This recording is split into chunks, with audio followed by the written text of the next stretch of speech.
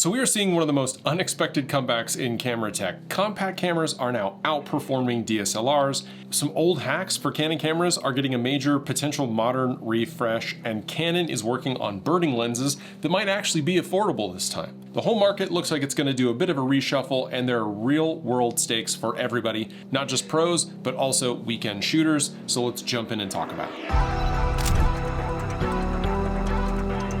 So compact cameras aren't just back, they are beating the odds. This category has basically been written off when mirrorless and smartphone cameras kind of took over, but according to the Camera and Imaging Products Association report, compact camera shipments have soared, over 116% growth in April since last year and 100% over March. That is a year-over-year increase of 111%, with more than 166,000 units shipped in 1 month, and then 182,000 in the following month. DSLRs, meanwhile, are moving in the opposite direction with an over 60% drop in both production and shipments since last year. So what's going on? Mirrorless cameras are still growing, just not as sharply, with a 20% increase in units and 15% in total shipments. Now that's in April, where over 500,000 mirrorless units were produced, which looks solid on paper, but even that momentum can't match what's happening in compact cameras. But here's the catch, the story changes depending on where you are.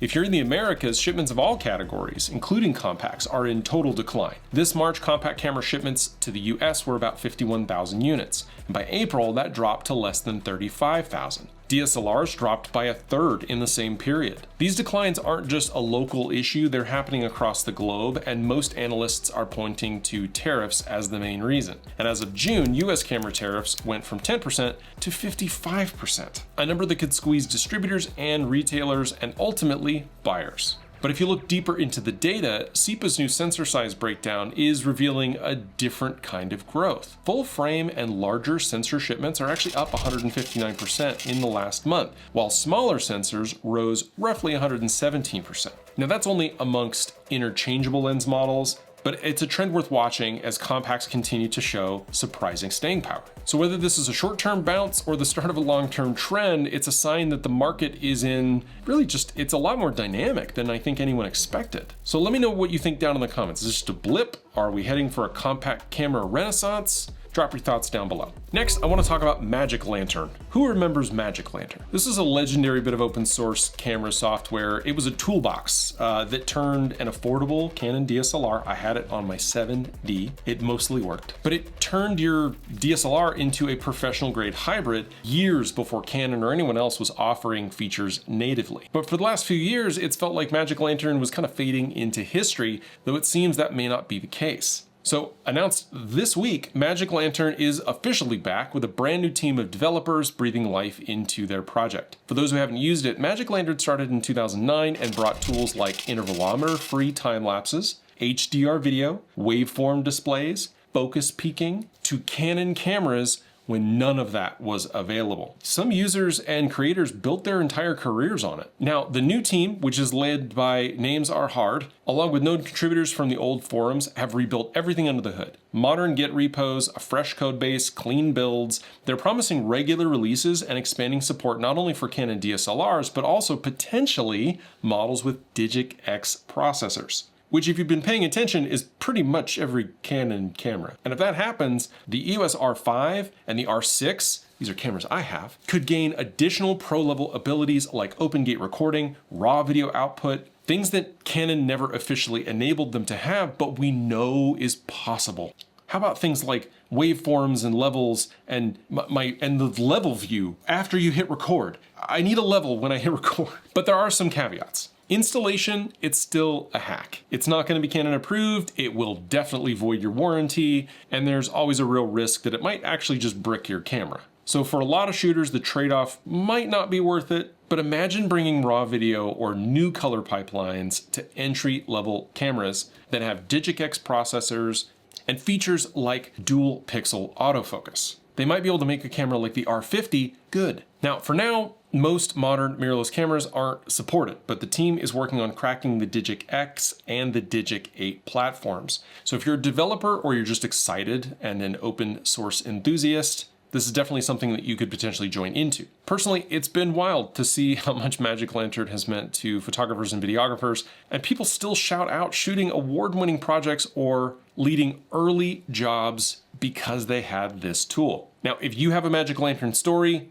I would love to hear about it down in the comments. Next, let's switch gears. We've got a big firmware update coming from Panasonic for the Lumix S series cameras. This isn't just a cosmetic refresh. This update is going to give the S1R2, the S1 II, and the S1 IIe some new tools and pro level handling that you don't normally get as a free download. Can you believe that there are actually firmware updates that cost money?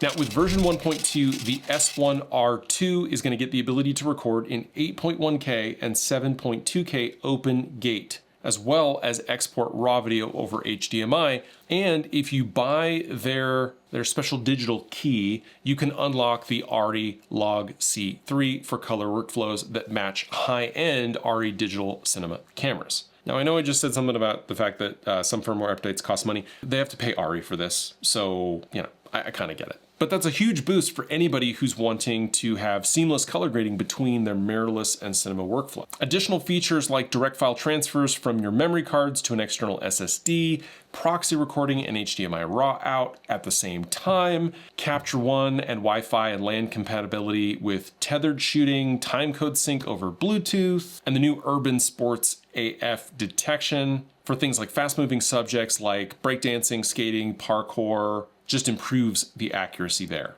Panasonic has also added more aspect ratios and up to 3 simultaneous frame markers so that you can visualize different output crops at the same time while you shoot. This is the kind of stuff that people who shoot Canon use the Magic Lantern app to try to get on their screens. You also get some advanced items like focus stacking, control over AF, framing colors, the new options for customizing the focus ring. And for the S1 II and S1 IIe, you get a lot of these customization tools plus the ARRI Log C3. And this update is going to drop on June 24th as a free download to Panasonic's Lumix global site. I said in my video where we talked about this camera that manufacturers need to be paying attention. The hardware is already there. The processing is already there. They're making this available through software. I understand that cameras are going to have limitations in terms of bandwidth and readout speed and all of that stuff. There's definitely going to be hardware limitations for lots of brands and lots of models to be able to offer some of the things that camera buyers want. But if your camera can do it and you don't offer it, because you have another version of that same product that does, and the only difference is a software flag, you are on the way to be replaced. Next, another update that we're seeing is for bird photographers, and honestly, anyone who's been eyeing Canon's L series glass, but you got a hard time on the price, especially since we're still not able to access third-party RF lenses on the full frame side of things. So Canon has filed new patents for 2 full-frame telephoto zooms designed specifically with birders and wildlife shooters in mind. Rumored specs are a 100 to 500 and a 100 to 600, both with slightly variable apertures of 4.5 to 6.3. That's not too bad. Starting at 4.5 at 100 is not the best in the world, but ending up at 6.3 with IS at 600 millimeters, not too bad, especially if they can make the price right.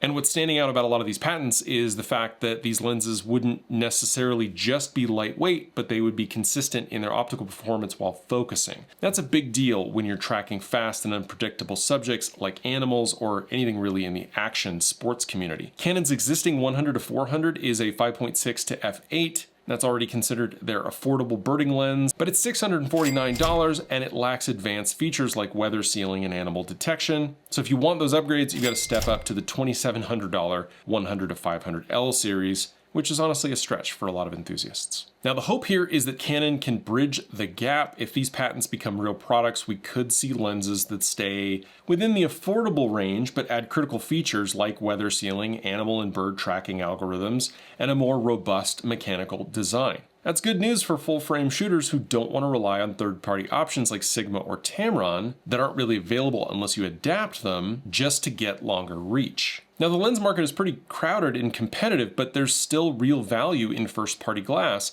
especially if Canon could get the price right. Now, if these become the go-to for birding and wildlife on a budget, that would be a win for Canon and Canon users. Now, if you're in the market for a long telephoto or you have thoughts on third-party lenses versus first-party, let me know down in the comments. And as always, if you want to support what I'm doing here, you can consider becoming a channel member. You'll get early access and exclusive resources, as well as member-only live videos. And as always, if you're looking to book a photo or video session with me, all the details are down in the description. I'm in Las Vegas, LA, Riverside, Orange County, and San Diego. You'll also find gear links down there, including my 2025 Content Creators Essentials list for anyone looking to get started. Now, those are affiliate links, so picking something up does help the channel as well. But don't forget, I'm also rebuilding my Instagram after losing my original account. There is a giveaway going on. And so if you're looking to be entered to get free gear, go ahead and make sure that you're a subscriber to the channel, follow me over on Instagram, and put a comment on this video